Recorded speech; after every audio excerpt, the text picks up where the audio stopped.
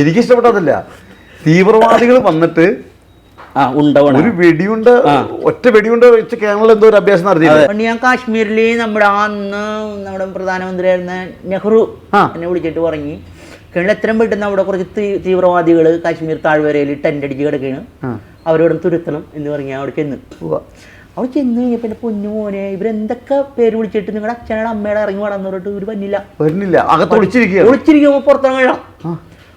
അങ്ങനെ ഞാൻ പറഞ്ഞ്, എടാ നിങ്ങളുടെ കാരണന്മാരാണ് വിളിക്കണത്, ഇറങ്ങി പാടാന്ന് പറയുമ്പോ ഇവര് വിളിച്ചാൽ ചെല്ലാണ്ടിരിക്കാൻ പറ്റില്ല.